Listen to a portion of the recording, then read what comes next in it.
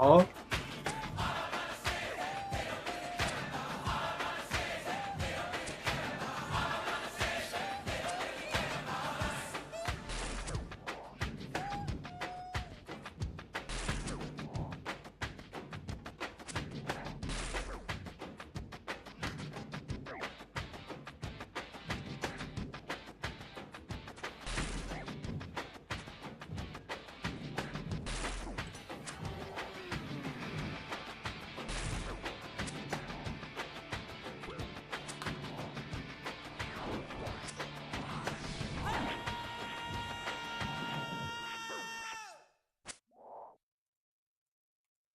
Worst fight I think I've ever had on him.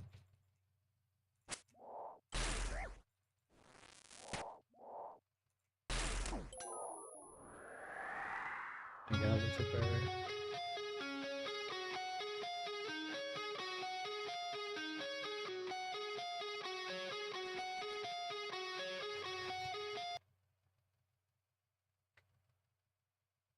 You got a hardcore Ironman account? Holy fuck. Dude, that's crazy. All my hardcore Ironman accounts are dead. Just stopped. I gave up on that. I suck at this game. Dude, that's insane, Paul. That's crazy. Good for you, bro.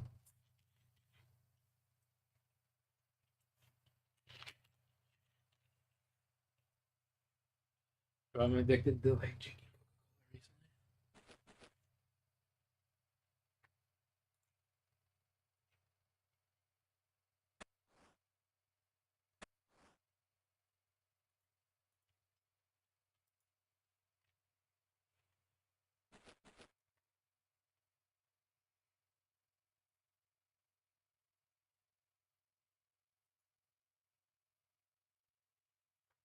What's your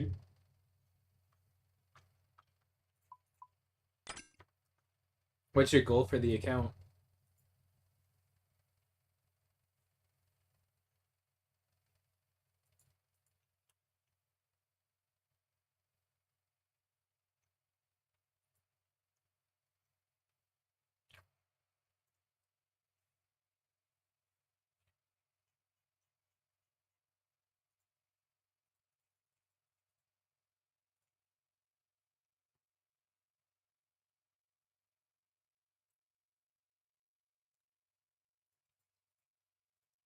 What's your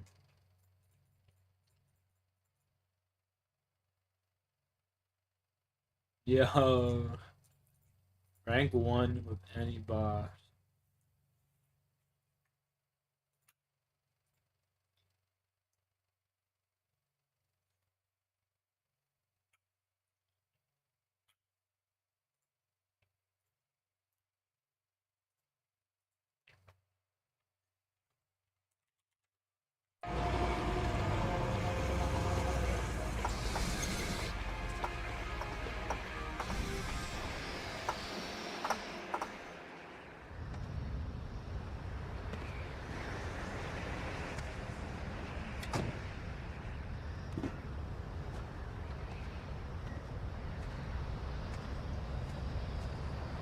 Rank 1, Goose World. No way, I've actually seen that guy before in game. 24,000 kills.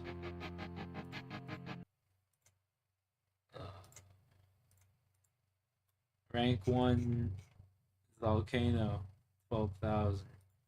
Rank 1, Yama, 6,500. Winter Tide, this one's gonna be crazy. 66,000, bro. This dude's 66,000. Warcath, 51,000. 14,000. What the fuck? 60. What the fuck? 50,000.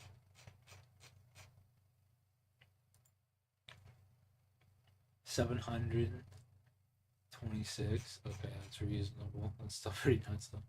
What's this? 461.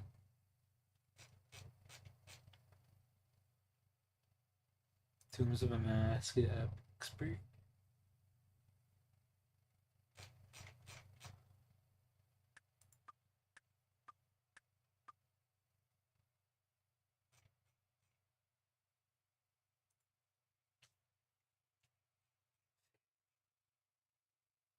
They're literally 1 kill apart, those two. They're fighting for it right now. Dude, these are insane.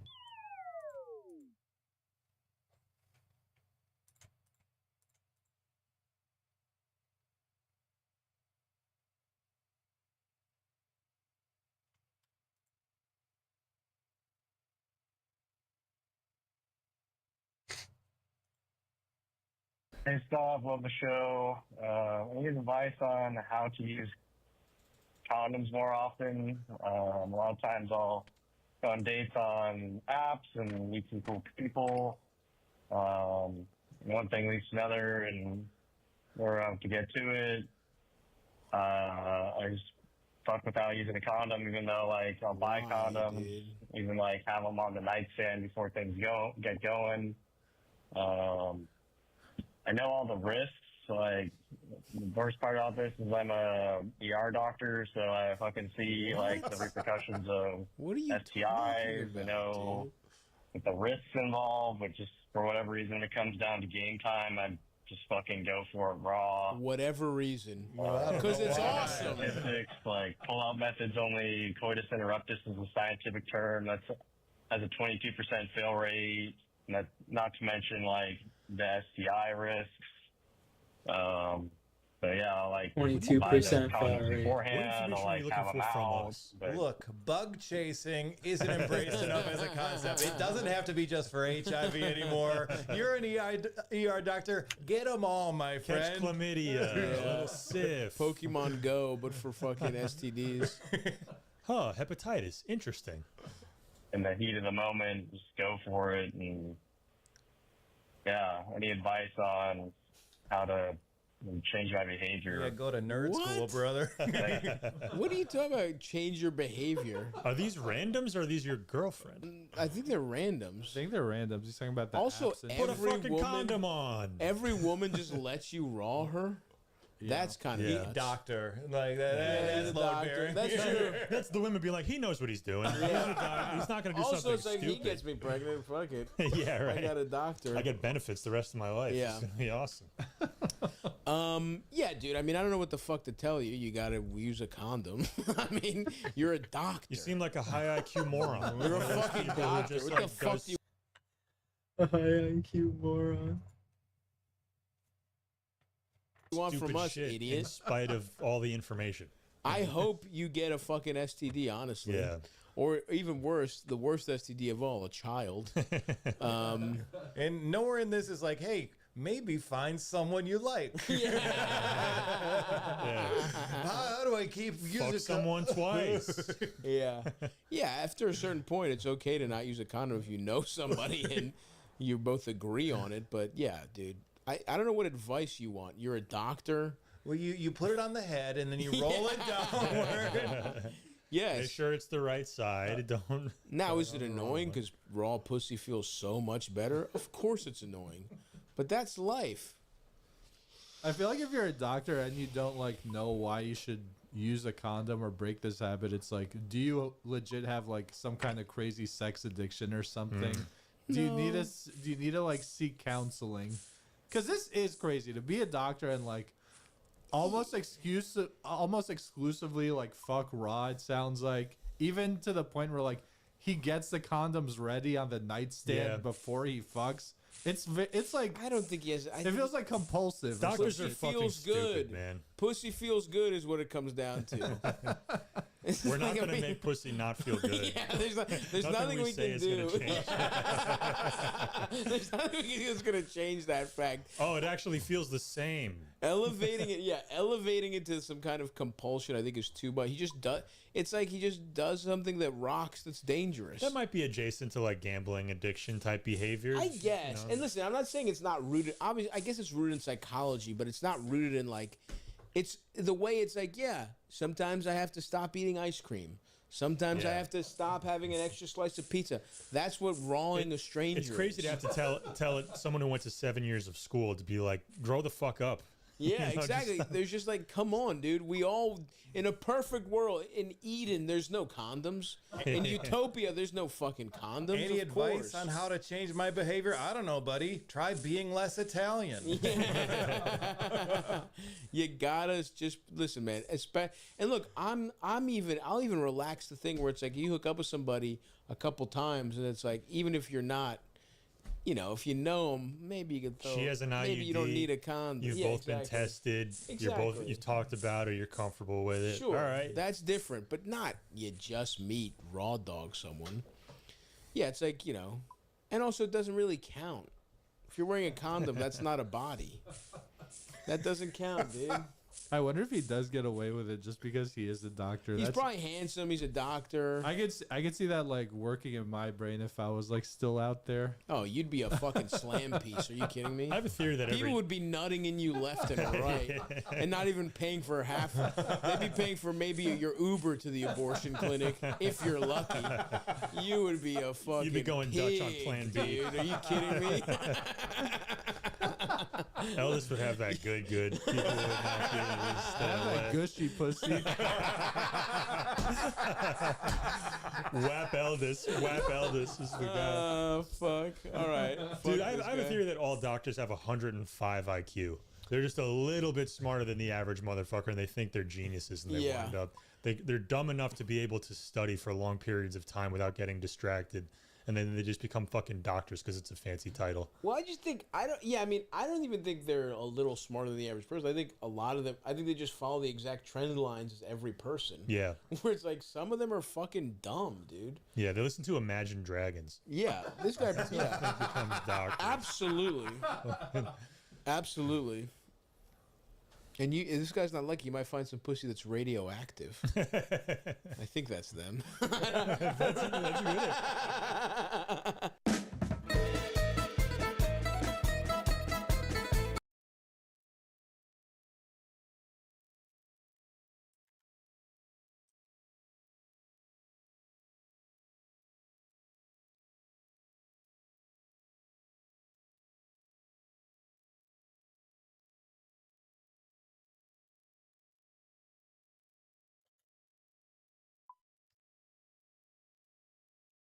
Plan for tonight, Huey Total for a little while.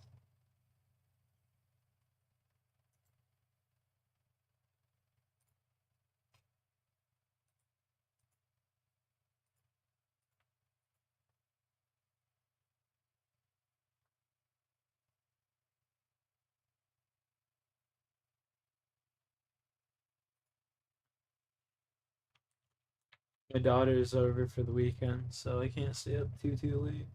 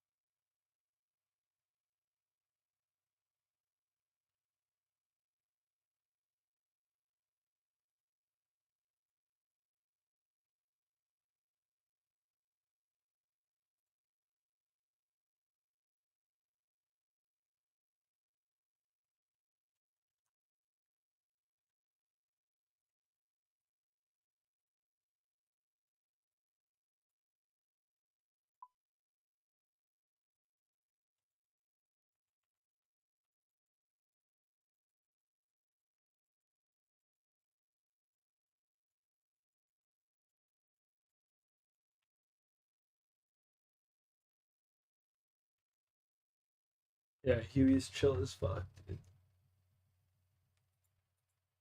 Huey's chill as fuck.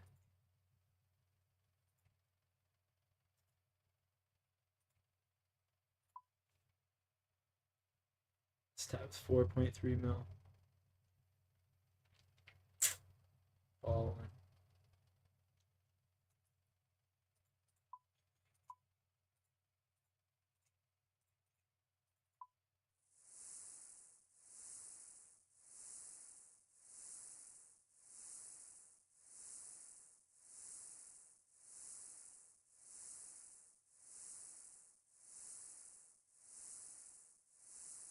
boy, did I call this one wrong. Back in the heady days of August, when I was still young and optimistic, and the first couple of episodes of Alien Earth had released, I gave it a kind of reluctant thumbs up with my review. Yeah, there were definitely problems with it. The plot relied on a metric ton of conveniences and contrivances, and a lot of the characters showed about as much real-world intelligence and common sense as your average liberal arts graduate, but there was at least some kind of potential there. I was interested to see where it was all going, and what it might do with the intriguing concepts it was playing with. But now that I'm almost at the end of the season, and past the mandatory 30 seconds of no swearing in this video, I can confidently say, absolutely fucking nothing. This show might well be the biggest, most soulless, utterly pointless and retarded piece of shit in the entire Alien franchise. And trust me, that's up against some pretty stiff competition these days.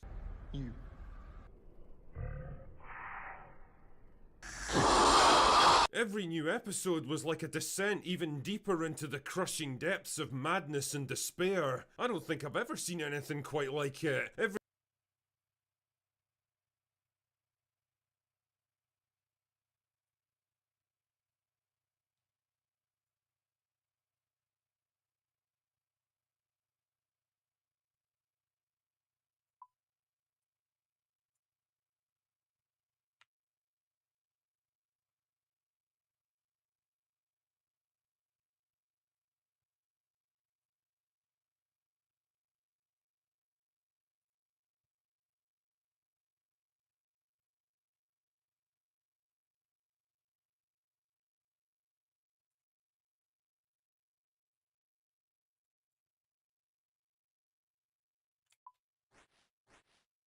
Every time you think the show's reached rock bottom and can't possibly get any worse, it finds a new way to Ryan Johnson the living shit out of your expectations. At points, I honestly began to wonder if I'd totally misunderstood the reason behind this show, like maybe it was supposed to be a goofy parody of the Alien movies, or some bizarre social experiment where Disney were testing the very limits of human endurance. That's right, Alien Earth is so bad that it triggered a fucking existential crisis in my thinking meat. Now, in the interest of public safety and stopping this video from spiraling into a 10-hour Mauler-sized rant, I'm gonna try and keep my plot summary as brief as possible, because Jesus, I feel like I'm skimming the event horizon of a black hole here, and if I get too close I'll be sucked in and crushed into atomized nothingness, or transported into a hellish alternate dimension of pure chaos and evil where you don't need eyes to see. Actually, come to think of it, I'd probably rather spend a weekend aboard the event horizon than watch another minute of this retarded garbage.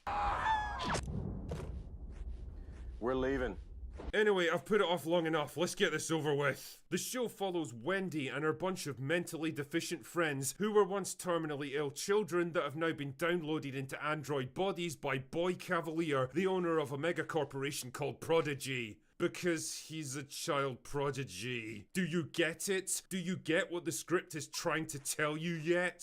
He fucking crazy. And he's a perfect example of what I like to call the retarded genius, one of the most unintentionally hilarious products of modern screenwriting. A character that the writers desperately want you to believe is super intelligent, but everything they show you about him is the exact opposite, because they themselves have never had anything even remotely resembling an intelligent thought in their entire lives. Anyway, when a deep space research ship carrying alien specimens crash lands on Earth, and don't worry, we'll get into that one shortly, Wendy and her mentally deficient friends are dispatched on a search and rescue mission, even though they've got absolutely no training, no preparation, and there's a high chance they could all get destroyed and lose Prodigy billions of dollars. Why? Don't know, because the script needs the rest of the plot to happen, I guess.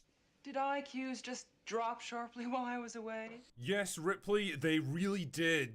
And wouldn't you know it, Wendy's brother also happens to be on the same mission because the ship almost crashed into the building that he was on, and I think he's got a name of some sort, but since the actor makes Will Wheaton look like the fucking Giga Chad, I'm just gonna call him Pussy Boy from now on.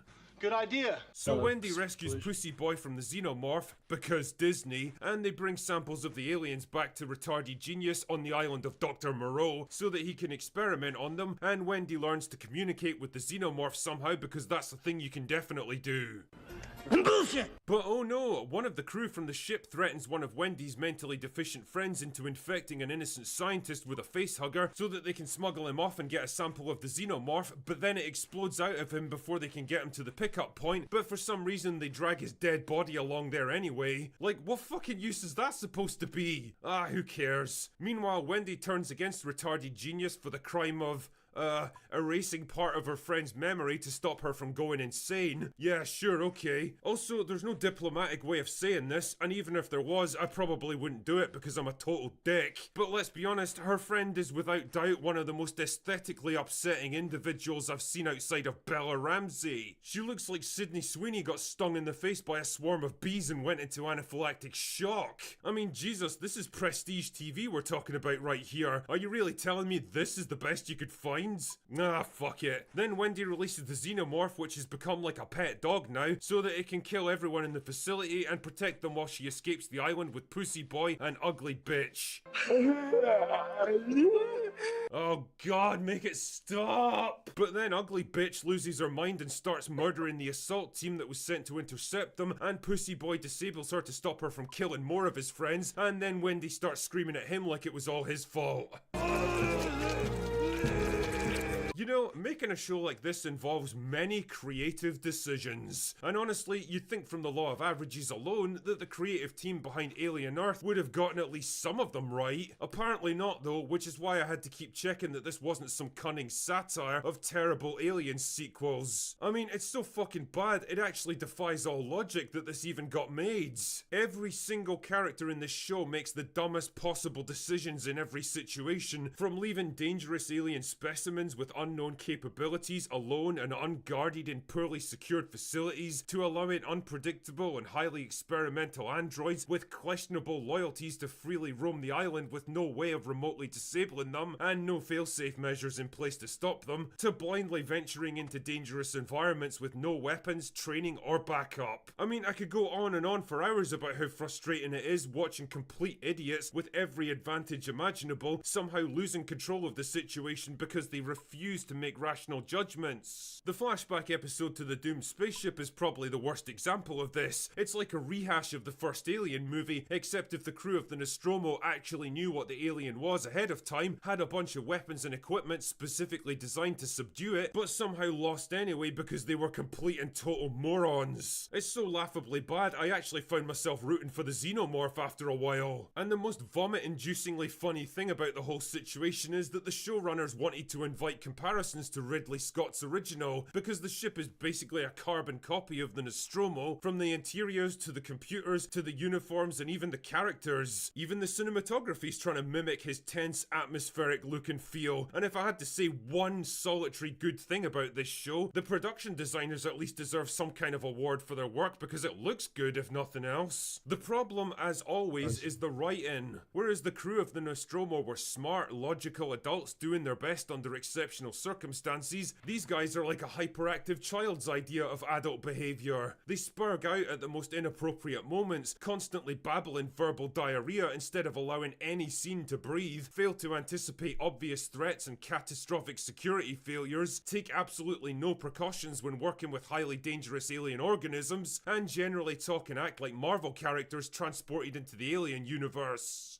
What, are you retarded? And that's not even talking about some of the directing choices in this show. Like, the Xenomorph is one of the most genuinely terrifying movie monsters of all time. Not only does it look completely alien and dangerous, but its speed and cunning, its malign intelligence, and its single-minded dedication to killing and reproducing all make for a truly iconic monster. Here though, it's been reduced to the status of a fucking guard dog protecting Wendy and Pussy Boy. Why? Because I guess she's been able to reason with it or something.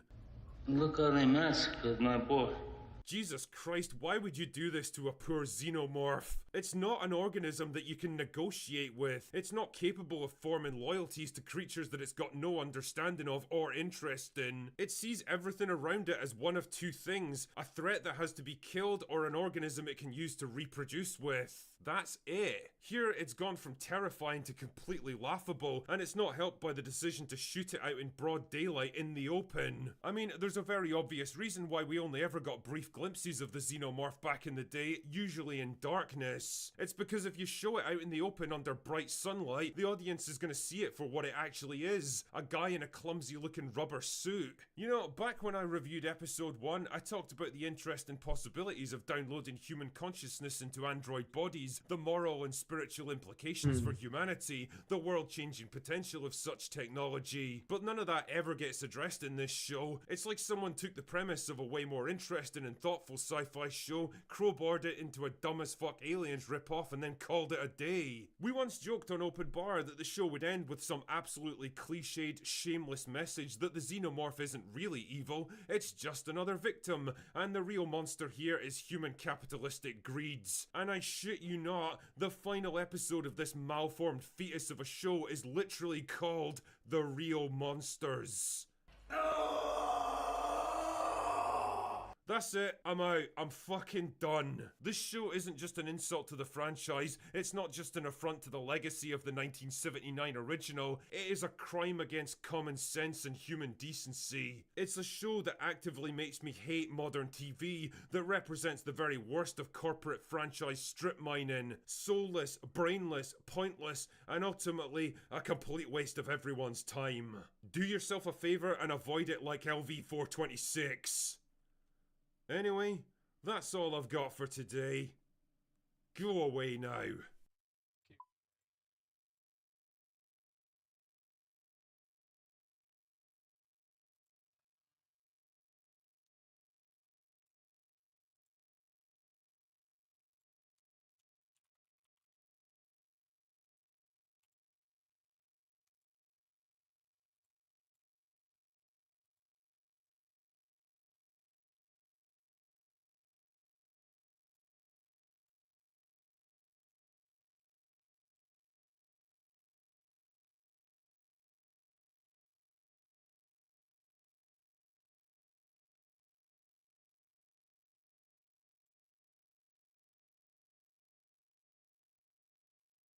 McNeil stepping to the plate against his former teammate Jacob deGrom. Thank you to SeatGeek for sponsoring this breakdown. deGrom looking in, going to open him up with a high fastball because if you can get a strike on that, it sets him up for a lot of other things. Hits it well, but foul into that fan's hands. He's excited. Oh, yeah.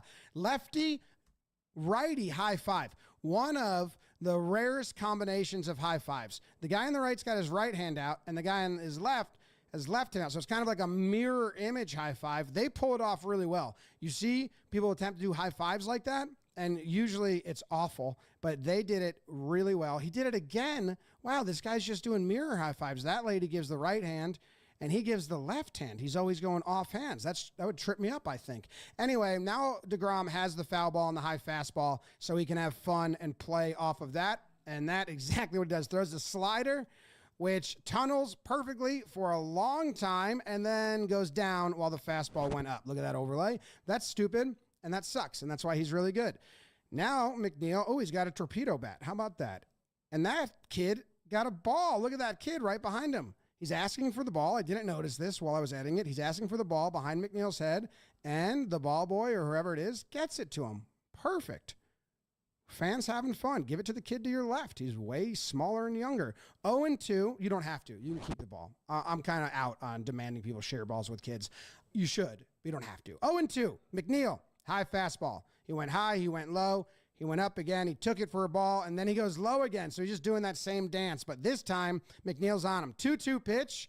Fastball again, outside. So we've gotten fastball, slider, fastball, slider, fastball. What does he go with here? Because now it's 3-2.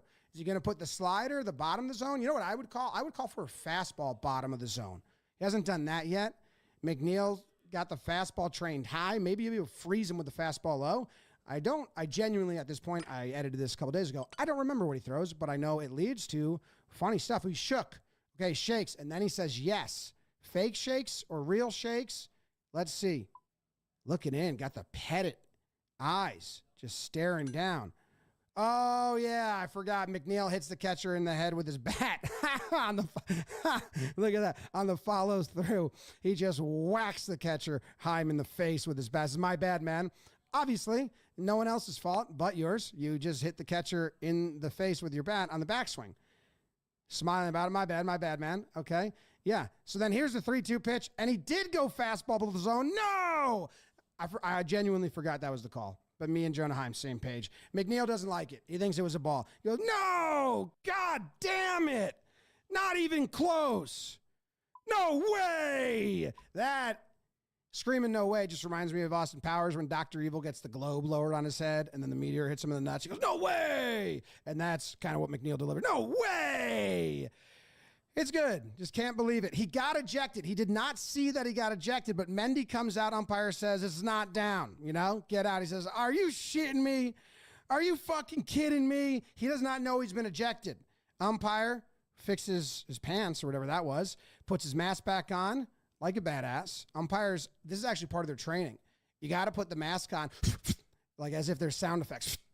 That's genuinely part of their training. I saw a video about it recently, and I was like, wow, that's weird. So now he's walking down the dugout. He doesn't know he's been ejected.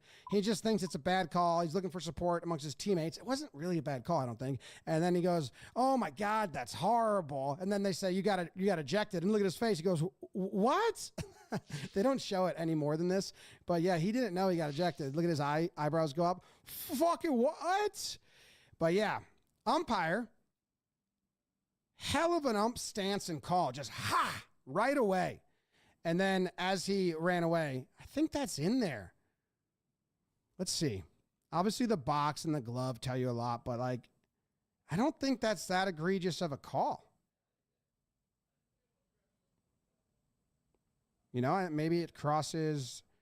If you look at McNeil's eyes, he's looking out ahead of him right there. And then I go to the next frame, and he's looking in front of him, so maybe that's where it is. And then the next frame, he's looking kind of behind him. So judging by that science, this is where the ball is when it's in front of him. And I think you can argue that's at the knee. Remember, just a very, very tip of the spear needs to be at the very bottom of the knee.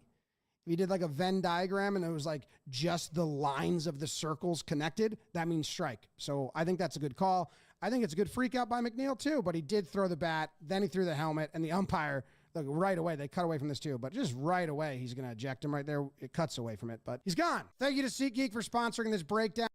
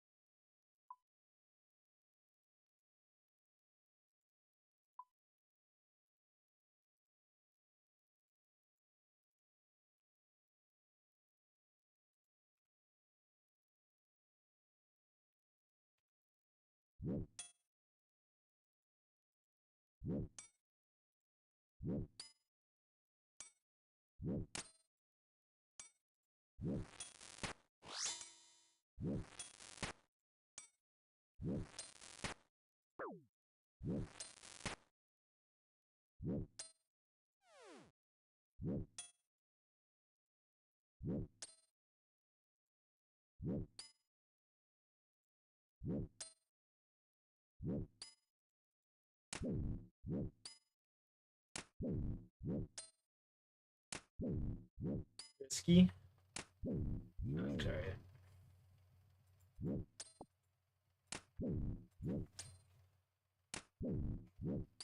My advice: start stocking up on unicorn horns, buddy.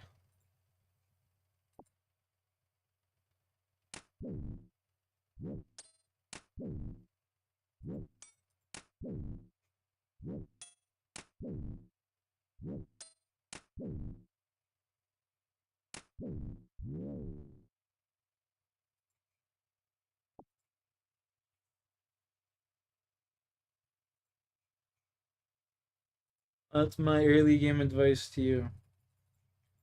Stock up on unicorn horns. Gonna need them. They good for something? Oh yeah, anti-poisons. Make an anti-poison early game.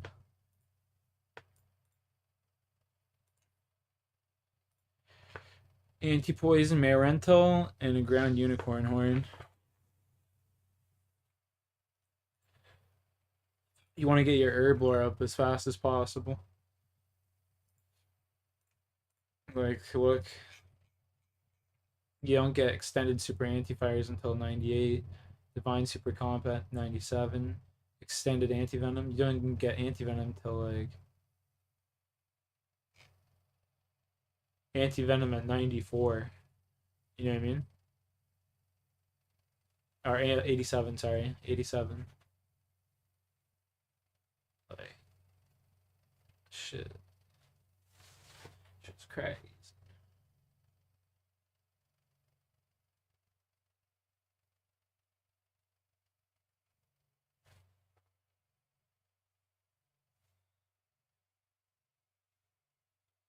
Shit's crazy.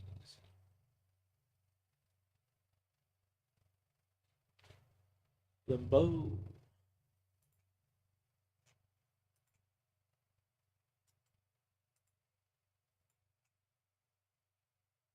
Put all of your XP lamps into herblore, Paul. Trust me. All of them.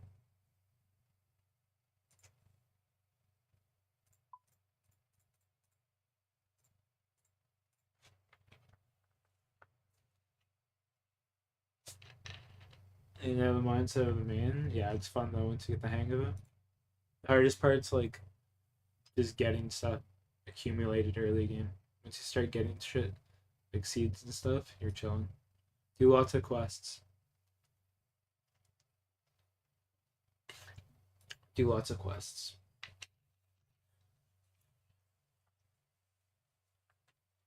But not quests that will get you killed. You know what I mean?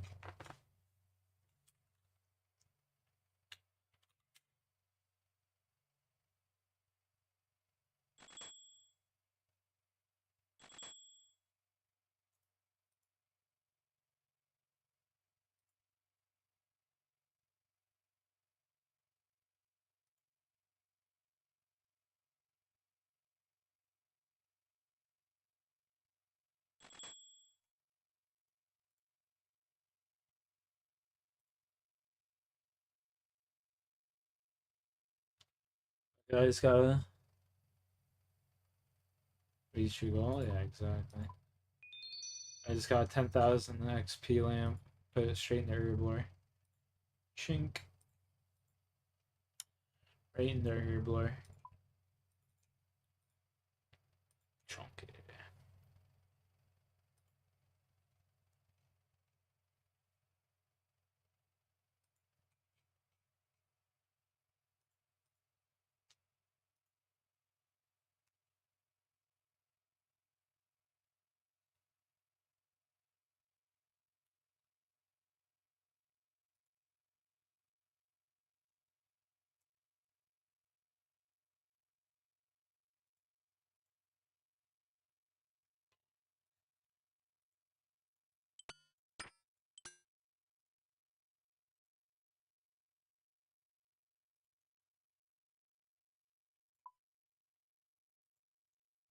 We'll finish this clue.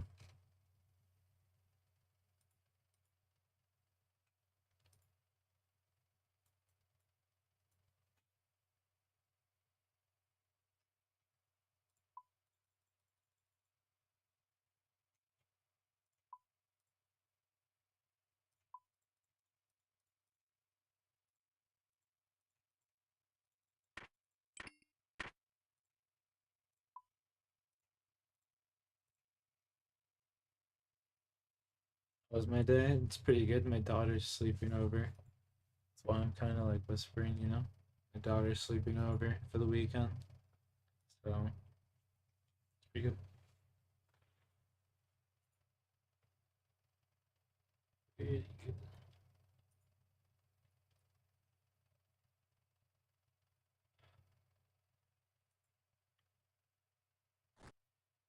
but it's pretty chill. Shit's cool, kid.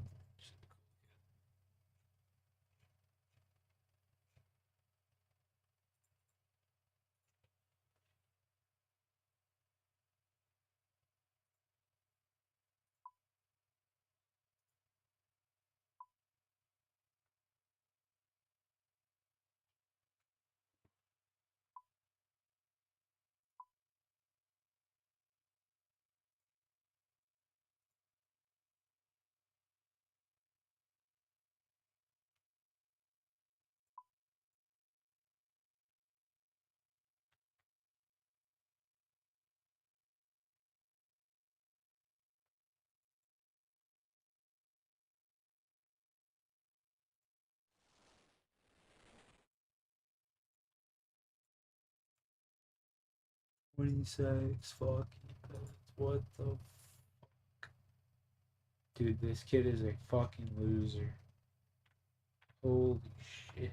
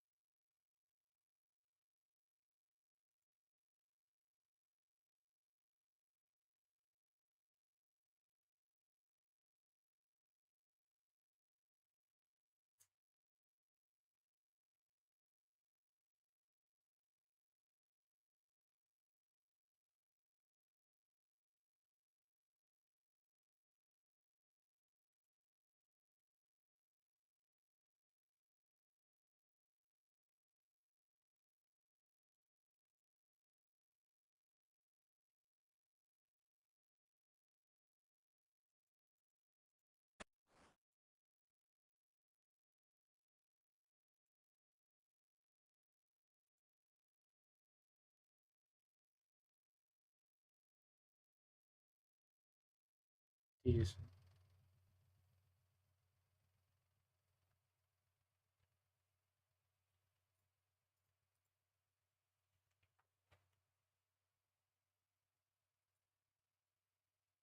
Now the Huey boys.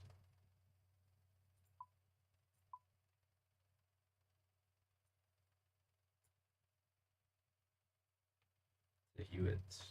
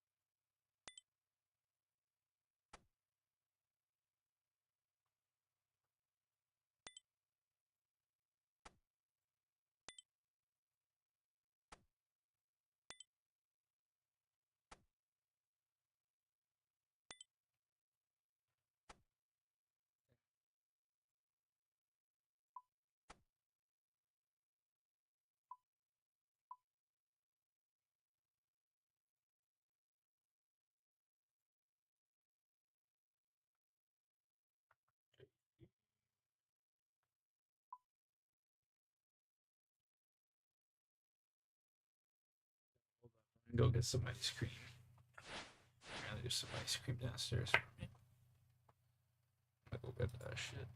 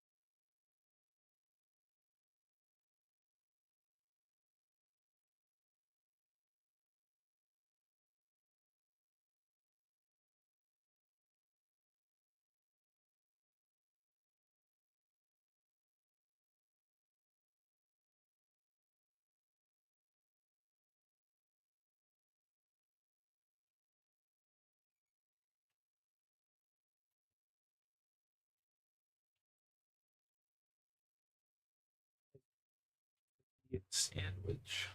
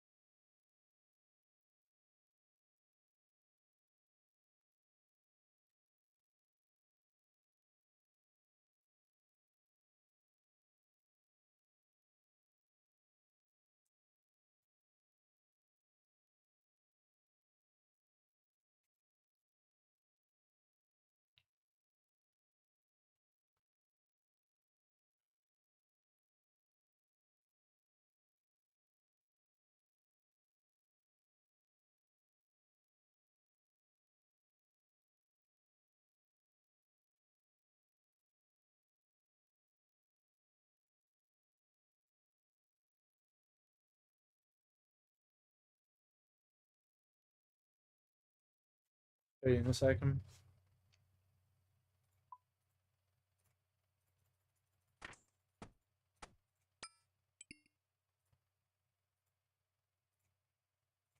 Let's see.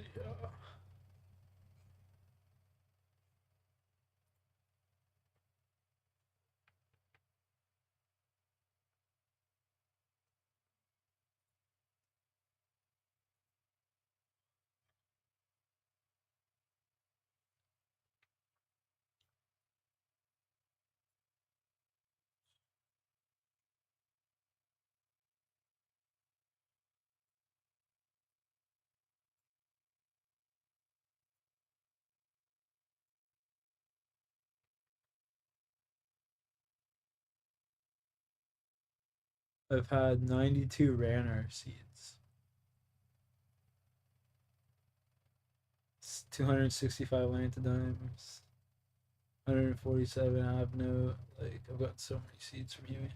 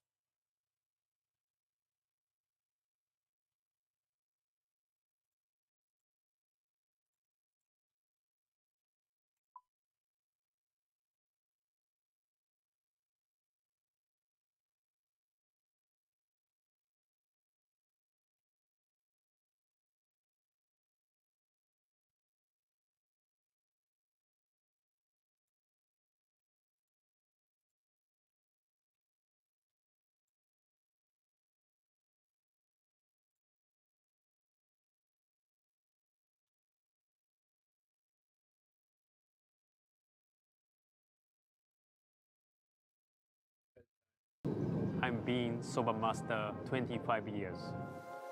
The Uzuki restaurant is so special because our restaurant making 100% buckwheat noodle every day by hand. It's so difficult to make it because no gluten, no glue. Usually soba restaurant using 20% gluten wheat flour because technique is so difficult. Meditation scale most important secret key to do this technique. So my finger can see inside the core. Buckwheat has prevention many disease. So I cannot stop researching to share. That is my life work.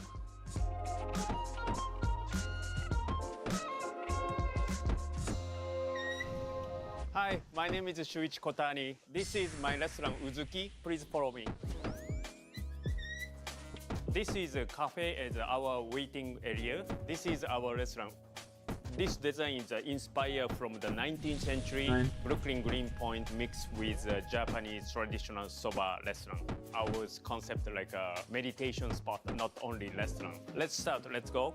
So now is 10 a.m. Before making soba noodle, I have to make the duck broth. This duck bone and the chicken bone prepared yesterday. This dish is our signature duck shio soba and the ume shio soba. We are cooking for the three types of the duck: Chinese Peking duck, Japanese roasted duck, and French duck confit. This is duck bone mixed with chicken bone too. Only duck bone is gonna be irony more than chicken bone, more balanced with chicken bone. So I added in water, and then my convection oven is ready. Perfect temperature. I don't want to mix with another garnish for the 6 hours because change color for the simple flavor from the whole bone. Umami flavor is explosion. The temperature I set for 208 Fahrenheit, 6 hours. Keep simmering, low and slow. I don't want a strong boiling because taste becomes more irony. ありがとうございます。はい、これは何ですか？今日ブレンドで、はい。ラウス昆布とラウス昆布。強めのブレンドにしてみたので、はい。楽しんでください。あ、わかりました。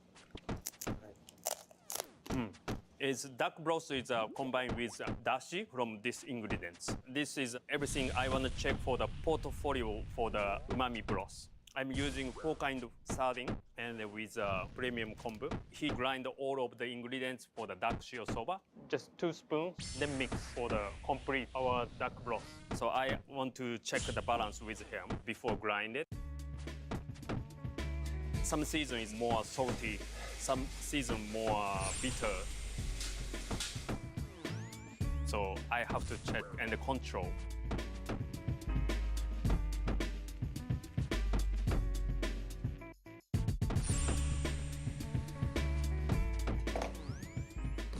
So I want to sharpen the knife because today is coming big tuna from Japan. So I need to sharpen knife before arrived. This is a yanagi knife is using for the cutting fish. Japanese knife has edge only one side. I'm using for the 20 years and a little bit water and then sharpening like this. This is a very fine stone. the angle, quarter coin. I make sure for the test cutting like this. This is a cleaning tool. And then finally, I check for the edge. Is ready. This is a vegetable knife, usuba knife, for the Japanese chef using a lot for the long vegetable. I need to be very straight for the long daikon radish. I'm checking the each edge can control easily, like a paper thing. Okay. Ready to use. Okay, now is time to making soba noodle.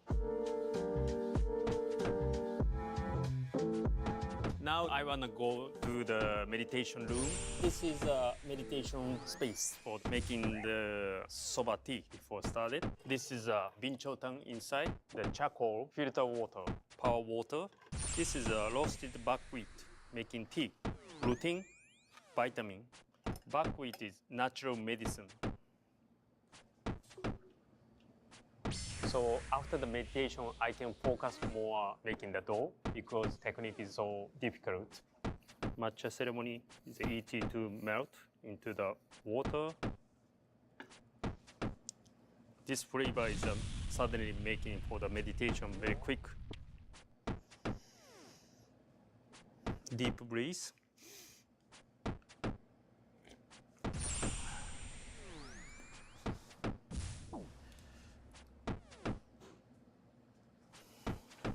Now we're ready to making soba noodle. Let's go.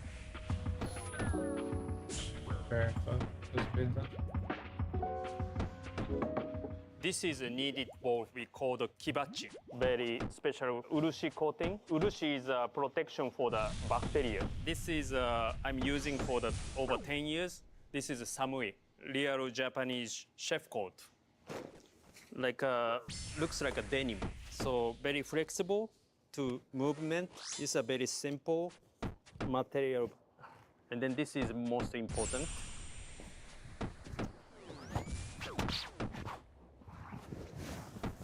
This is the making for my backbone. It's go making straight. And then more easy to movement. This is a buckwheat, just grind from store mill. And then I mix with 4% for the matcha powder. I'm making for the 1 kilo buckwheat flour is a 4%, it's gonna be 40 grams, a lot. Matcha soba noodle for cold dishes. I'm using for the ours deluxe sashimi soba, and then salmon ikura, and the uni ikura soba. Deluxe sashimi has 7 types of seafood. Matcha makes natural bitter, and then seafood example for uni, sea urchin is sweet. So that is making good balance. Then first is I'm using for the sifter. So the shifter is making more fine. It's meaning easy to mix with water. Buckwheat doesn't have a gluten. It's very hard to soaking up water. This is a very important process. The after filter become very like snow. And then matcha powder shifted too. So after the shifter is easy to soaking up each part. Then now start to mix before adding water. My brain now is after the meditation is a lot of serotonin come from the buckwheat and the matcha. This buckwheat grow in the Rochester, New York. Rochester, New York is 6 hours driving from New York City. It's very similar weather with Japan. Natural water come from the Finger Lake from Canada. This is 100% organic buckwheat. This water is the charcoal, binchotang filter water. And then have to mix quickly. So I start to movement my body. Already my brain is now is empty, so I can see 300 degree. I can see in the bottom and so back through to my finger like using. And then my old joint start to moving. And then close eyes. I adjust my sense using for the nose, and the finger, ear, hearing. This is people say like a zone, meditation zone. So now is my body is a very automatic movement, like looks like dancing with the buckwheat. If you start to open eyes, so only focus on the surface, I cannot feel for the 100%. I have to close eyes this time. I can see more. more than usual. This is a mizu mawashi process.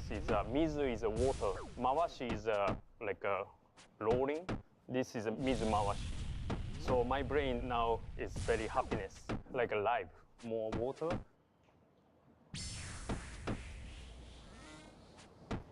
This motion I call the ocean wave. Looks like hitting each ball. Looks like ocean. And then it's gonna change like a volcano. It's like a more dynamic movement.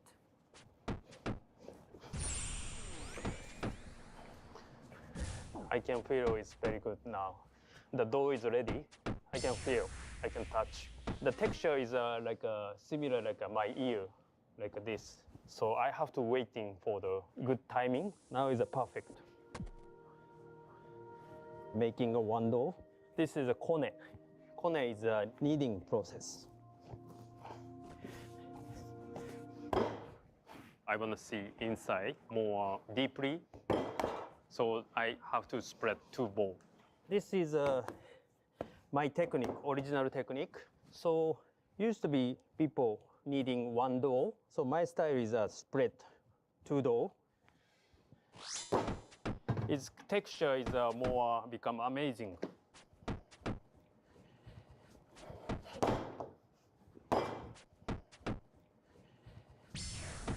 This is tsunodashi. Tsunodashi is like an acorn, making acorn. Air out. Air out all air from the dough, All the like air a you get, ceramic. man. Air pocket out, like this. From this part is starting break more and more quickly. I have to finishing. This is buckwheat flour, and then only center part more white. This is making flat. This is tenoshi. Te is a hand. Noshi is a rolling, making spread out more and more.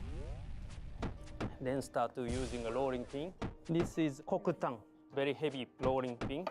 And also this is a very limited because this wood is so special, very straight. Craftsman is already leave, passed away. Is meaning all the people, all the generation is no more rolling pin in Japan. This is the most antique tool in Japan. I'm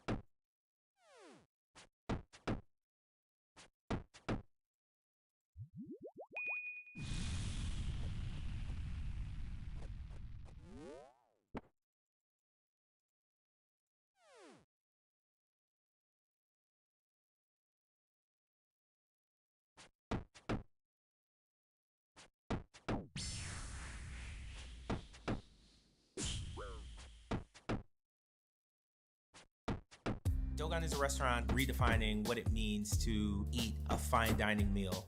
We serve a Afro-Caribbean cuisine that is also inspired by the diverse culture of Washington, D.C. This is a Kwame Nwachi restaurant, one of the best chefs in the country. As the CDC, I'm responsible for managing a staff of 40 plus. I also need to create dishes that push the cuisine forward. We opened this restaurant 10 months ago. In our first year, we're recognized as one of the best new restaurants in the country.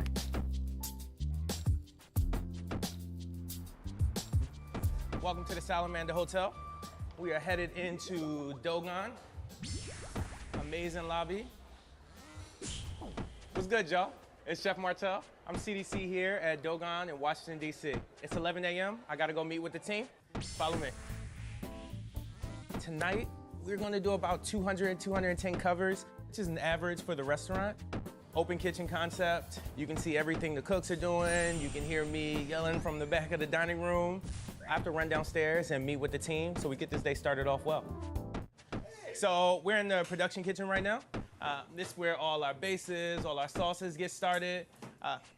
Welcome, Chef Taji. He's the old man of the kitchen. Second oldest person here. And you first. I have to get changed and get ready to meet with the team. I'll see you in a sec. Let's hit that morning lineup and see what they got going on. Yo, 2, 3, 4. Ringing it today. Tonight we are at, any guesses? 180, 208. Chef Eric got it, we got 220. Here we go. Oh yeah! Yes! All right. Biggest projects today, the little me's we're doing for the ribs. Each member of the team has a prep list, their name on it, time in and time out, and it offers the opportunity for us to spread projects out. So we do like a break or something? Do we put our hands in? Do we day one? I'm busy. All right, every day? Day one. Good. We'll work on it. We'll work on it. It's a project. We'll work on it. Are you doing rice kits? Heard that. I love that. Swinging hot. Corner. Ooh. So today I'll be testing corn agusi stew. It's a riff on a classic Nigerian stew, traditionally served with dried fish, crayfish, but today I want to do a vegan or vegetarian version. Haven't decided, honestly. So Chef Kwame, the executive chef of the restaurant, is here today, and he'll give it the nod, he'll give a little feedback, and you know, he'll like it. It'll be great. I wanted to use corn because corn is a little sweeter and it offers me a good starch content, which will allow me to thicken the stew, which is normally thickened with some dry fish or crayfish or things like that. I have a special love in my heart for canned corn. It worked well, but fresh corn is so much better. It's so much sweeter. It's so great you can even eat this raw. When it comes to making a dish for Dogon, the first thing I want to think about is, will it be effective on the line? I may think it's beautiful, I may think it tastes great, but if we can't execute it at a high level or it's not something that everyone can do, then let's try something different, right? Here I have a little bit of comfy ginger oil. It's spicy, has savory notes, but it also lends very well to corn. Doing different flavored oils and doing different flavored vinaigrettes offer me the opportunity to add flavor without adding a completely different ingredient. So I'm scoring the king oyster mushroom to allow it to cook evenly and to allow the seasoning to penetrate all the way through. Pepper soup is also another West African traditional stew, but I'm using it today as just a seasoning. There's some allspice in there, a lot of calabash nutmeg as well, which is a cross between nutmeg and pepper is the best way to describe it. Oyster mushrooms give me umami, a little funk, also offer me opportunity for a replacement for my dried fish. This dish speaks to the different pillars of Chef Kwame's culture. Caribbean, he's also from New York, but he has a strong tie to Nigeria. When I think about R&D dishes and change a menu, I don't want to do it all at the same time. I don't want everything to kind of drop at the same time. It's a lot for me, but it's also a lot for the cooks to sort of retain all that information. I try to change 1 or 2 dishes every 3 months. I was in the Navy prior to starting to cook. My daughter's was a chef prior to her enlisting, and she made me a French omelet. It was folded perfectly. It had amazing curds on the inside. It sparked my interest immediately. From that point, it was learn. And I fell into being a cook. Probably one of the best decisions I've ever made. It offered me structure. It offered me opportunity. Ooh, don't burn it. So a French top is basically a circular stove. It allows us to utilize as much surface area as we can. There's a coiled stove in here that has flames shooting from everywhere. So there's hot spots, right? You work it similar to a grill, where the center is the hottest, and as you move out, it radiates heat. A lot more powerful and a lot more expensive than a regular stove. So now I am heating up my stew. It is a combination of corn, toasted agusi seed, A little bit of cumin in here. I have ginger garlic paste, onions. I cooked all that down with a corn stock that was made from roasting the cobs. R&D is probably the best part of the job. Being a CDC, you don't get the opportunity to cook as much. It's more about managing, it's more about mentoring. But at the end of the day, I'm still a chef. If you don't cook as much, you won't have the same sort of balance. You won't have the same feel for the kitchen. When you see a goosey, you're going to see two things. There's a little spinach and maybe a little bit of pumpkin leaf. So I have Chinese water spinach. I also have some baby mustard. So it's peppery, and I'm splitting with ginger oil, which offers me spice. So now I'm just bringing all the dish together. A little bit of tamarind, which adds sweetness, which adds acidity. So every time I have to R&D a dish for chef, I feel a lot of things, right? I feel nervous. His name is on the wall, so I have a responsibility to uphold the integrity of not only the flavors, but also I want it to be cool. I want it to be cool, you know? You want to hear your chef say, oh, this is great. Anything less than that is a failure. I'm trying to craft a bite for the guests. Here is the comfy garlic. We comfy the garlic in garlic oil. Bread and butter jalapenos, that's a nod to my Philly roots. Toasted palm oil here. So palm oil, you're traditionally going to have in a lot of West African stews as the base. It has savory notes, and it will give me a beautiful look, right? And we finish off with a little nasturtium, accents the mustard, accents the pepper. Ready to rock, Chef. All right. Well, we talked about it a couple weeks ago, so I'm excited to try it. Yeah. So we're serving this with fufu or no? Yep. I think we should. It's really good. You get the agusi coming through, but it's not like in your face. Spicy. It's a little spicy. When I'm tasting agusi stew or agusi soup, I'm definitely looking for that deep umami flavor. I'm looking to see some palm oil in it, and then some sort of green element. This is a great vegetable dish just on its own. Just tighten it up, make it smaller. Like everything is a bite, and then before you know it, the dish is gone. Yeah. Definitely want to incorporate some baby corn, because it'll be in corn season. But yeah, this is beautiful.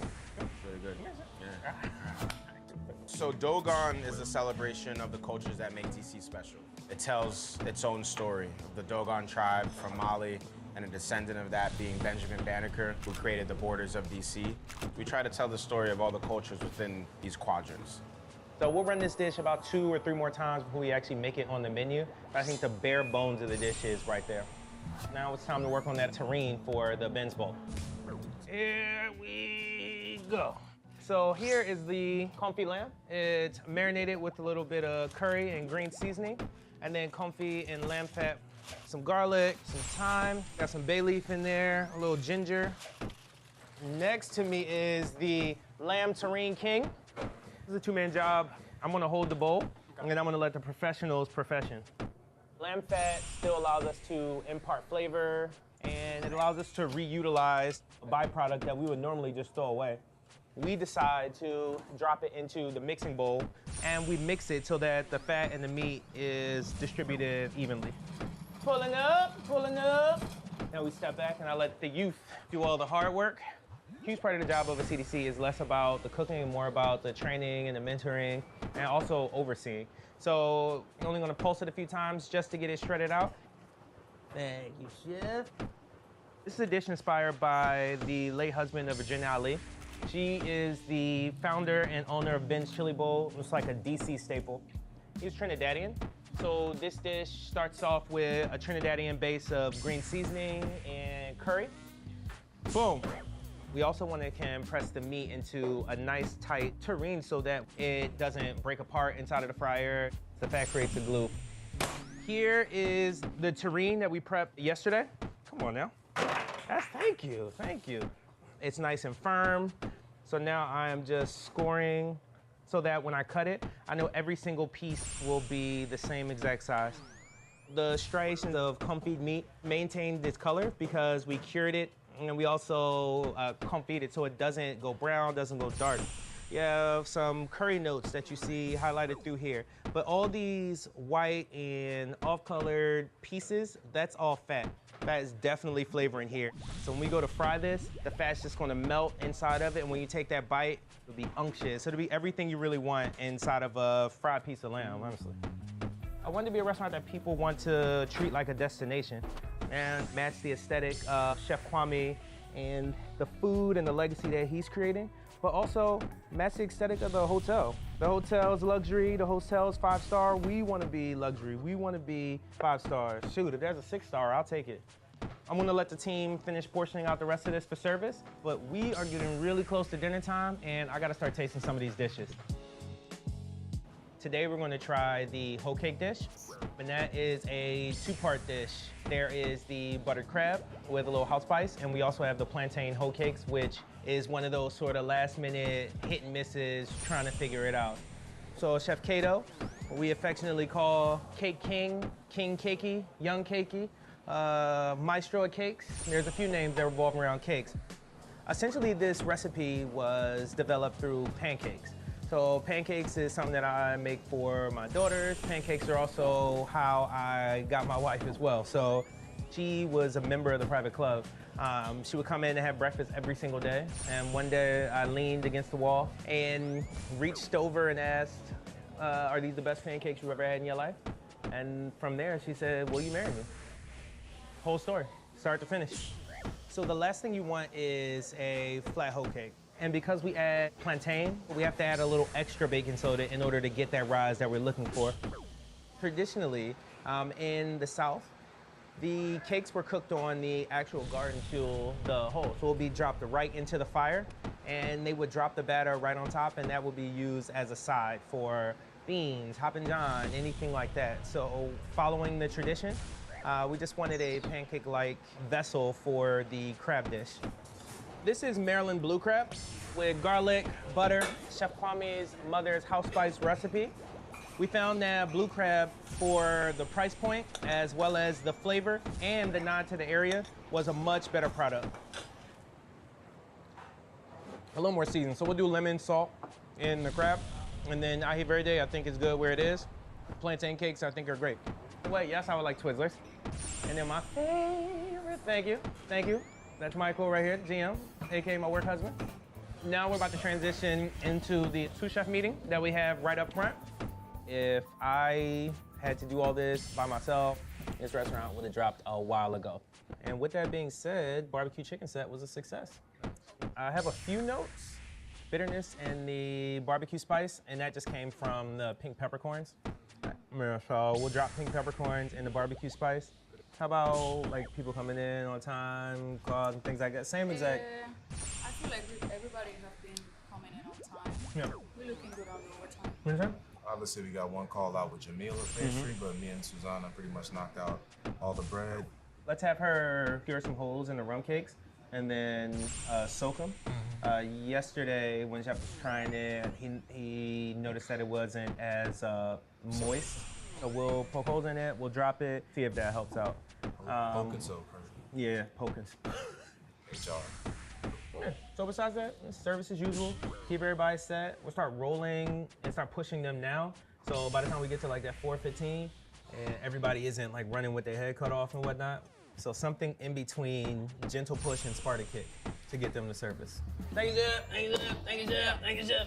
I forgot the second part. It's time to get moving. I have to set up my pass. At any point in time, this board will be full from top to bottom.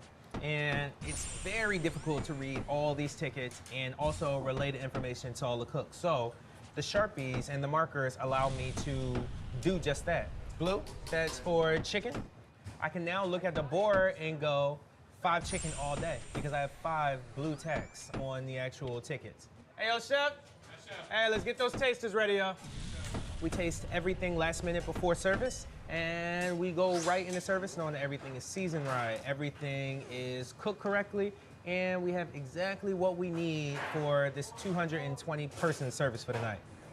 Peri Peri is probably one of the most important dishes because it is a staple of Chef Kwame's. It blends Caribbean flavors, West African flavors to make like this very beautiful, fresh salad. Here, Bevo, slide over, my boy. So this is our jollof rice, another West African staple. You can see each individual grain in the rice, but the rice also isn't dry, it looks moist. For this one, we use the pilaf method. We add in all the rest of our ingredients, so the red stew, the habanero, the shrimp stock, and we throw it in the oven. So we're basically roasting the rice. And what that does is it allows all the evaporation to go into the rice so that we know when we take it out, it's that perfect texture of rice. You get beautiful grains. Every time I taste it, it's a pleasure for me. No, it's cool, that bro. good. So no note show. I'll This just is stick with great. Huey. I usually taste in the certain. I'll just stick with Huey. I'm too fucking tired to be swapping shit up now anyway.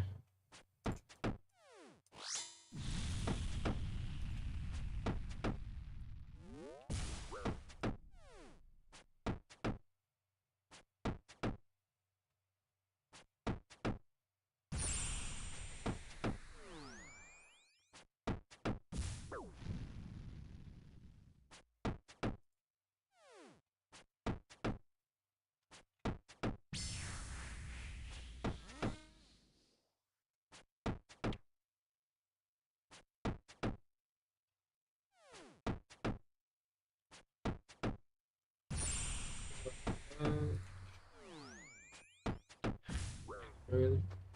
Oh, you're not coming in. Shit.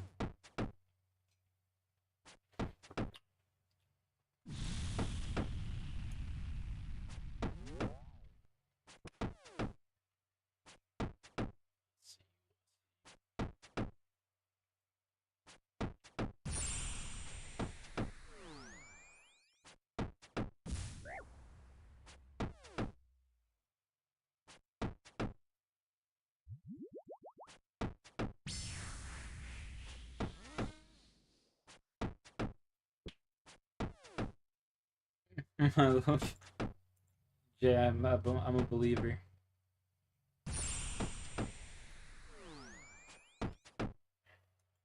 There are no requirements to fight him, so I'm a believer that you could just fucking mollywop him.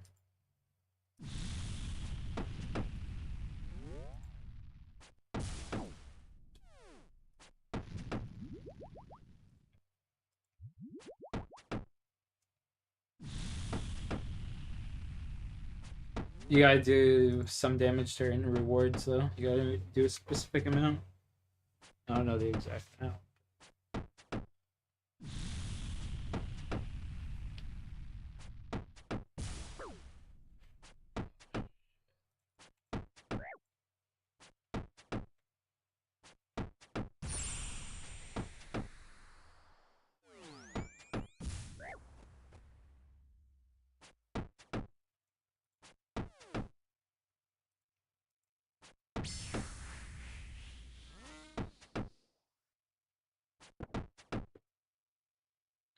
Let's just buy like 10,000 fucking arrows at the fucking G. They're cheap.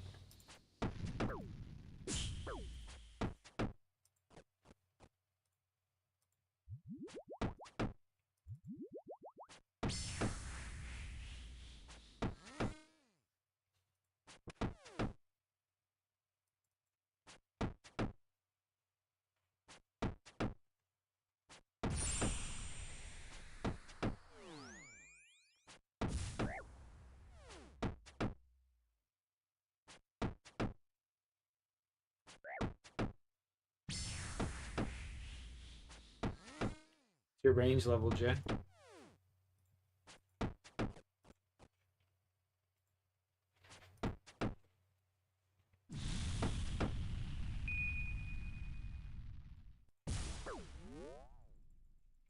probably dead here. I fucked up. Ugh.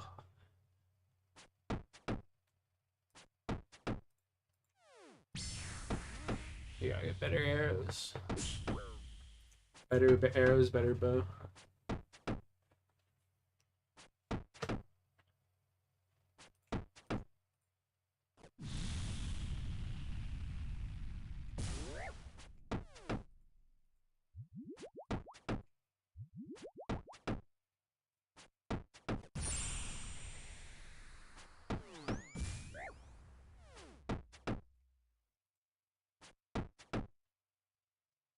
Get some ranged gear as well. Got a Runescape crown. That too.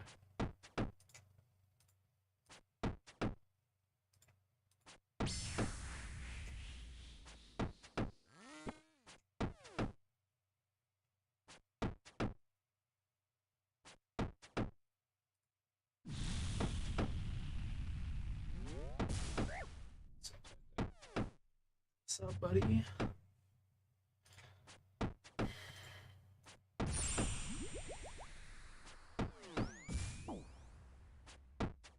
Oh yeah, I was doing it. You can do it. Perilous Moons is easy. Yeah, she's here till Sunday. I'm taking her for all you can eat sushi tomorrow and laser tag.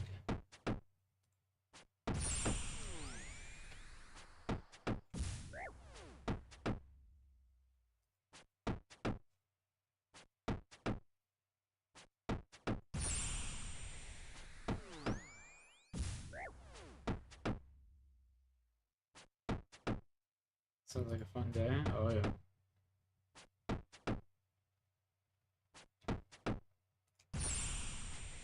I think it'll be alright.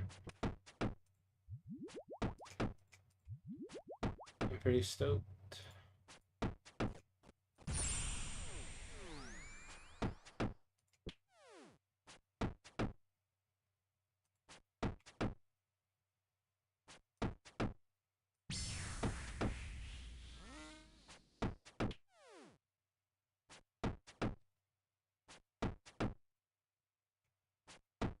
Paul is the GOAT. No lie.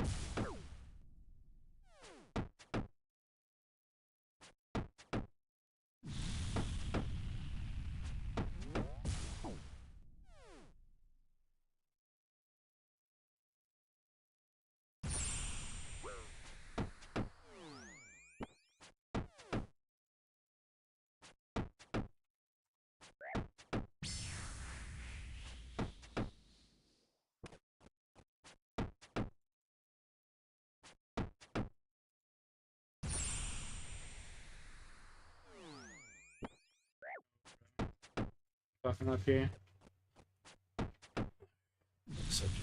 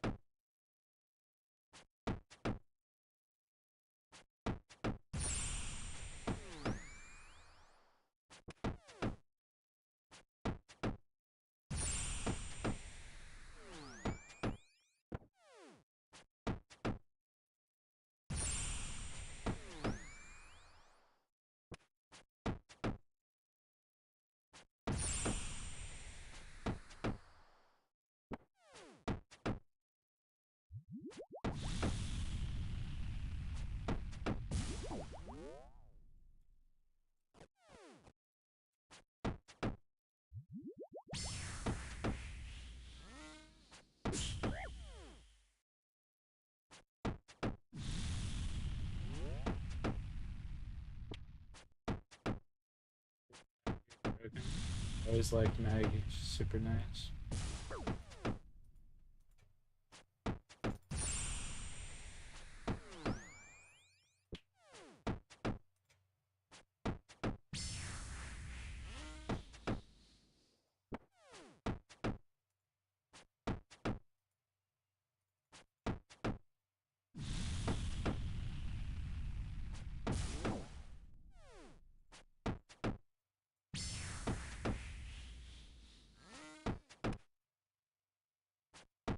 Also, that's some juice. Fuck.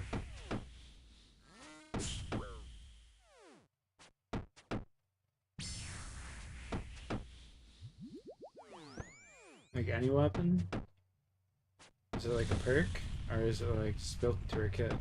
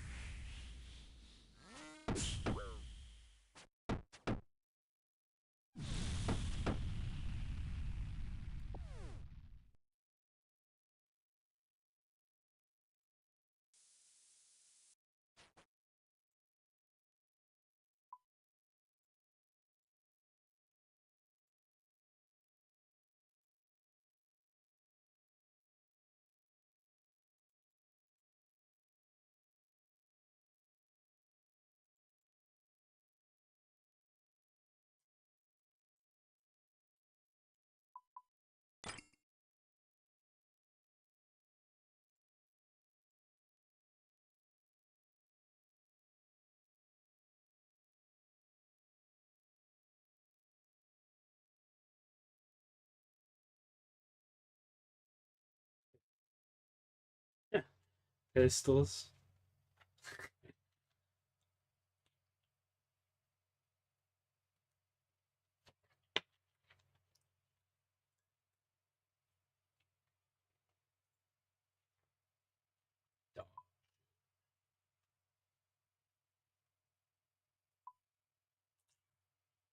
Pistols. That's some bull cocky.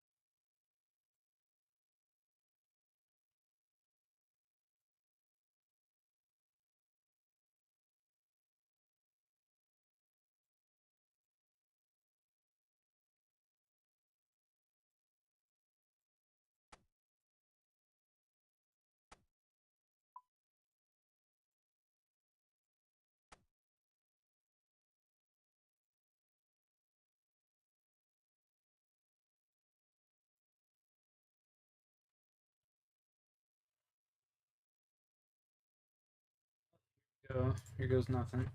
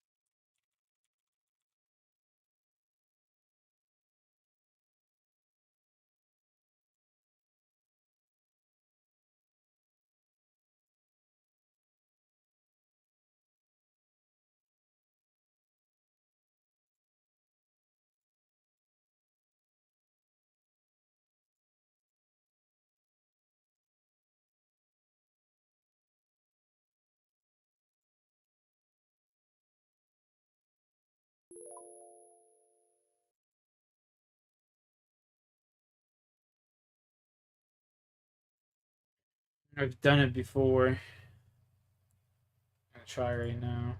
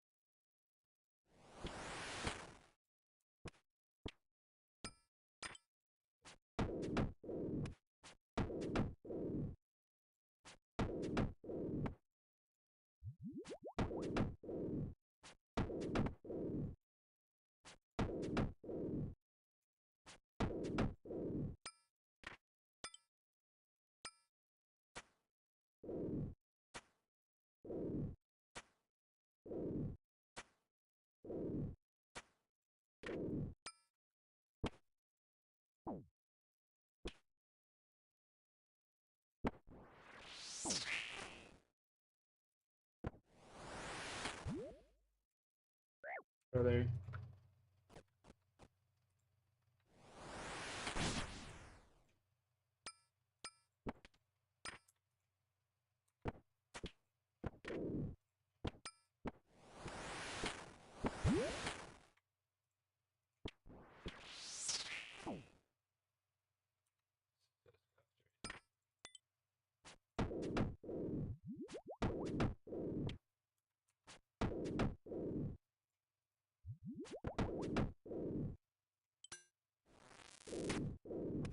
Let's get him to 200 HP, please. I beg you.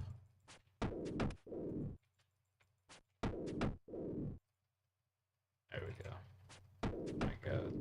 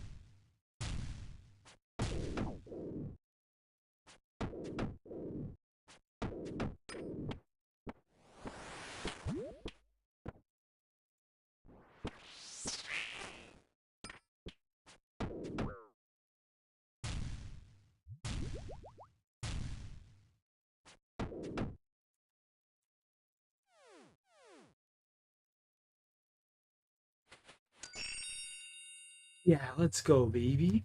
Yes.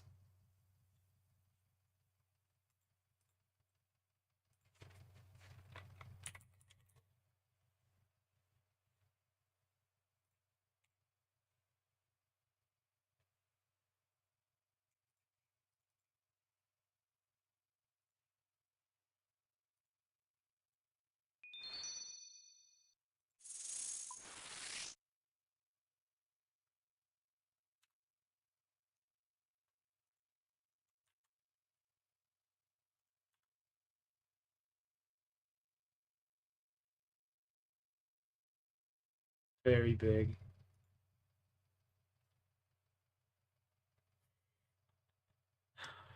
Yeah.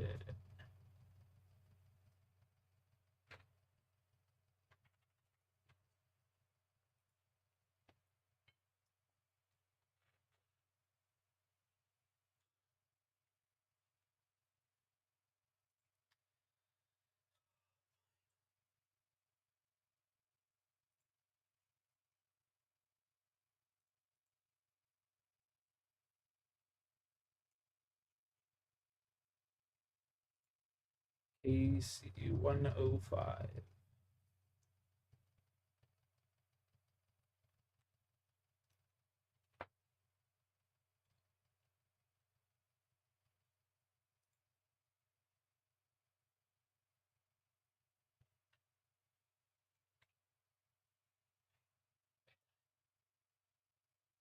That's huge, bro. Holy shit.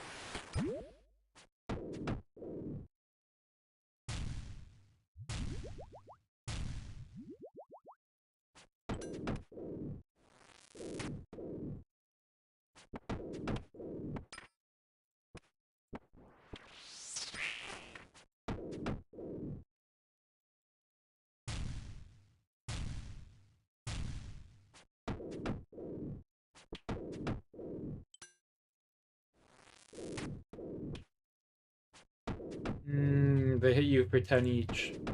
It's like 30 damage.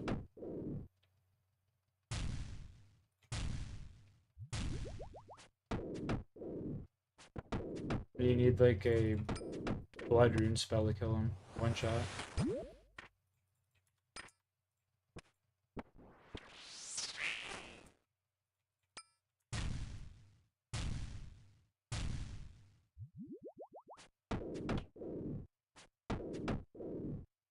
Yeah.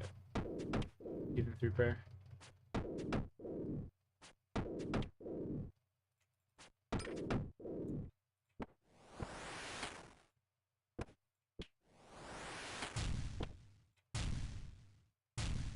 You can kill them though. See how I took the fire guys to the ice guy side, and they do that ground pound. You can kill them on the opposite side.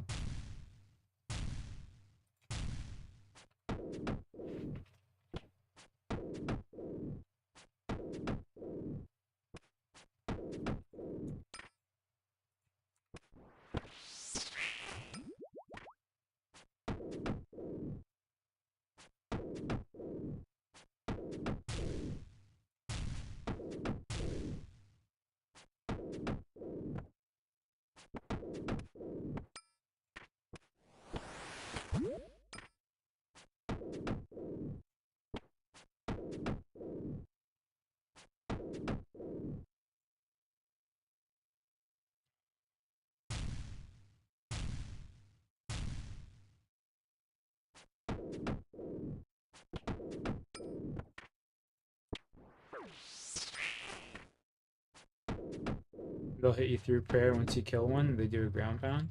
They'll hit you through prayer. See, I was doing the ground pound, it hits me through the bar.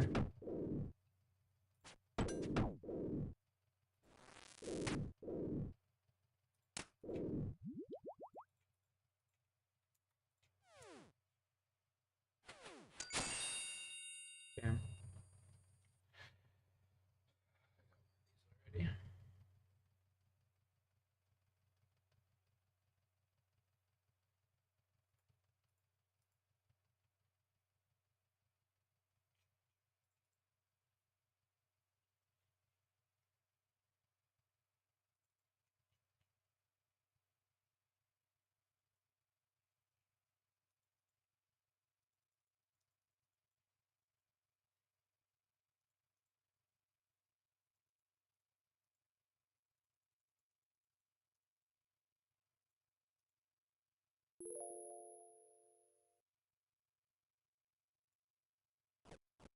I barely took any damage that time.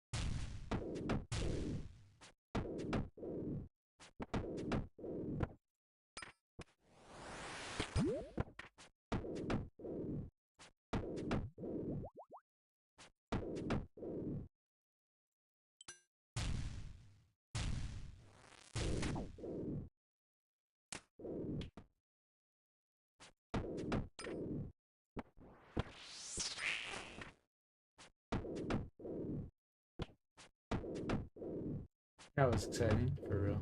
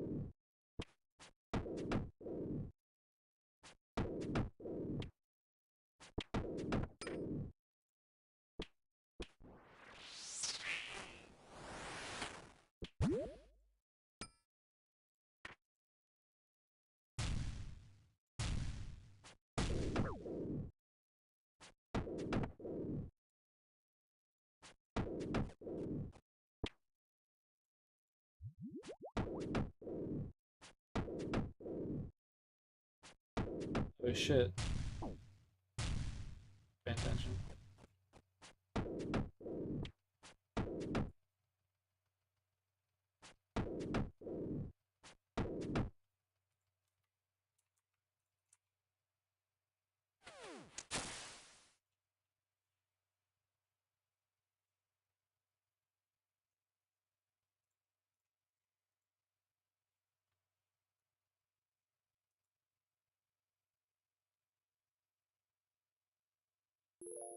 It's a decent little boss fight there.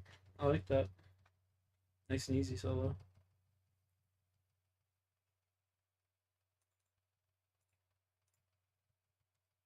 Nice.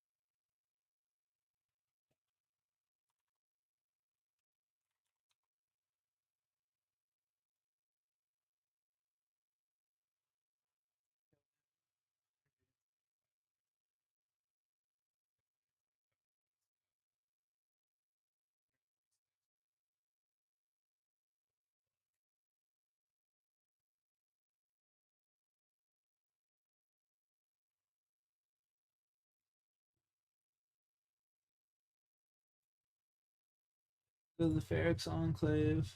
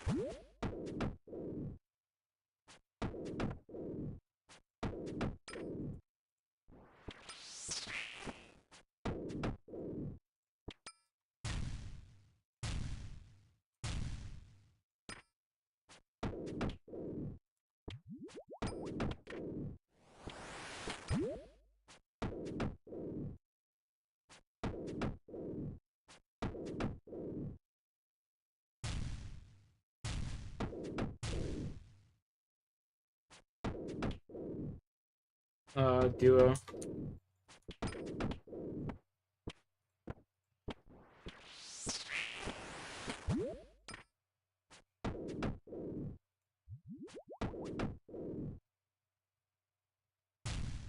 It's a duo boss, really. But you can kill it solo. It just takes a lot more resources. A lot longer.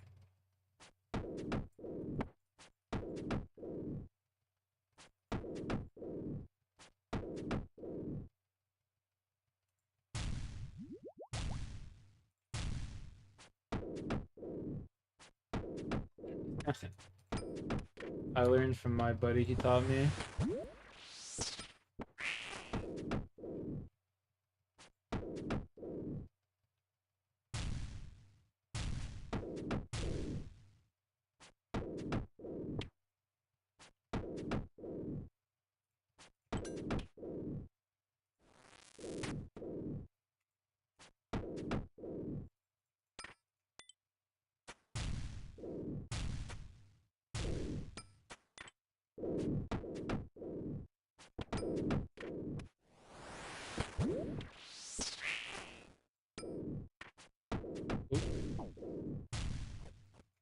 Trust me, I've died here a bunch of times.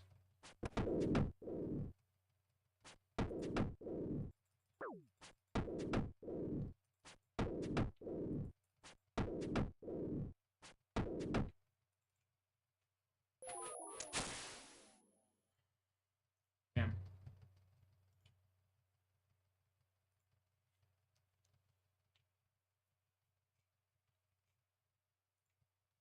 It was a decent trip, though.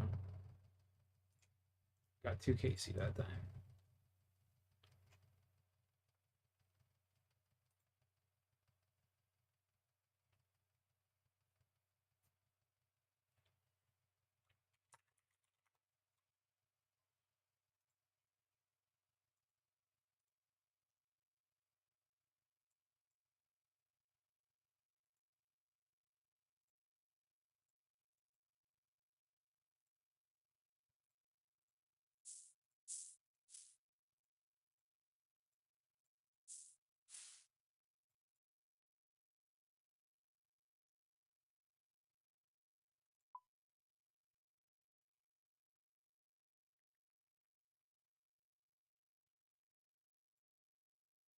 Where my fucking prayer bots? I'm losing it here.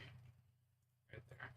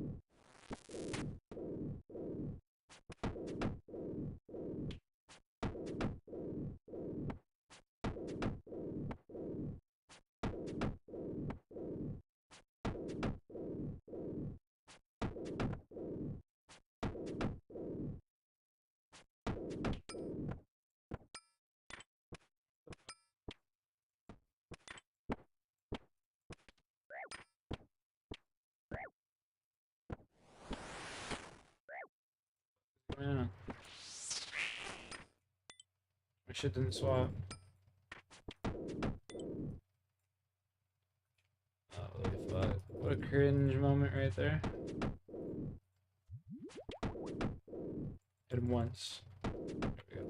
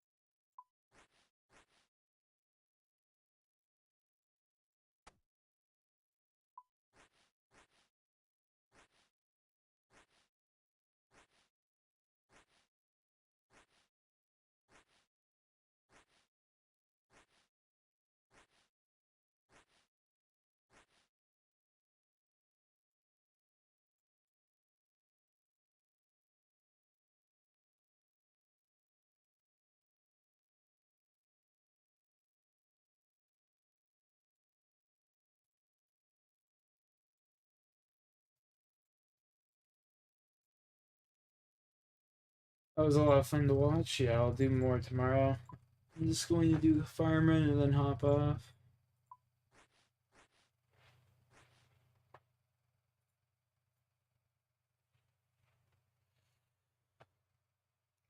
Going to do the farm run.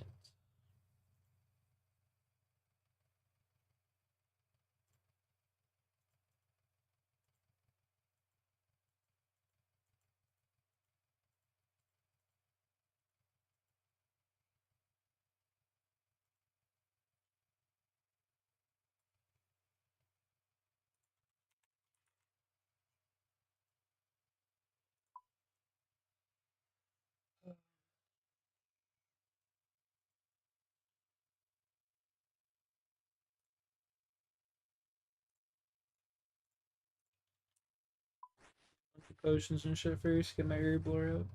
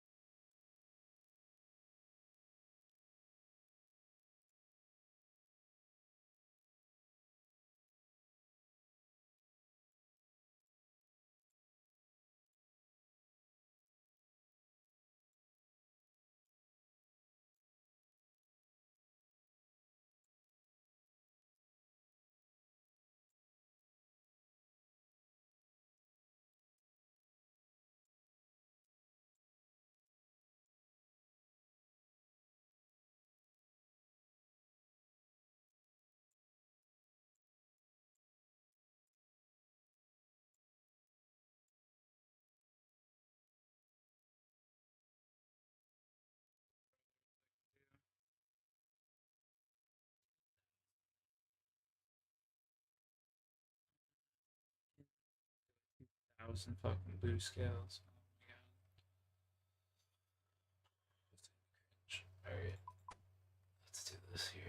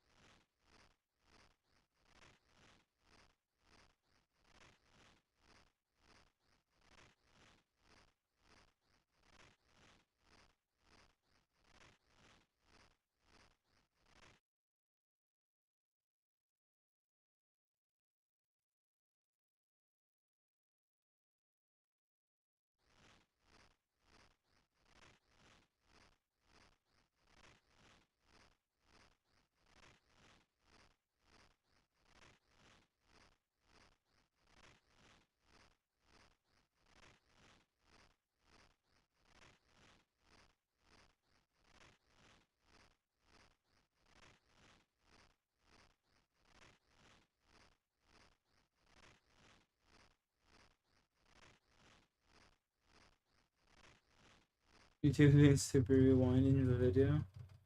Yeah, welcome to YouTube. Shit sucks.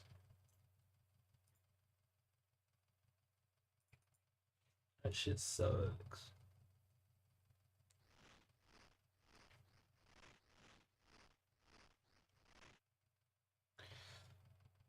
You know what? I'm gonna say fuck this at Fire Run. I'm gonna pull this bitch back up. I'm going to bed. Fill it up with some fucking white berries.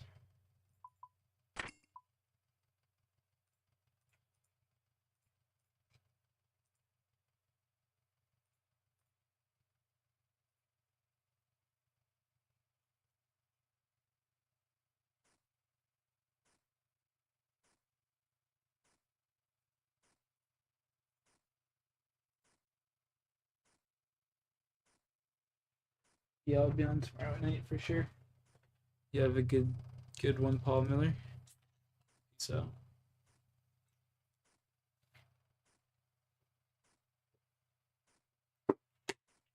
Chug a Coke before I go to bed. Genius.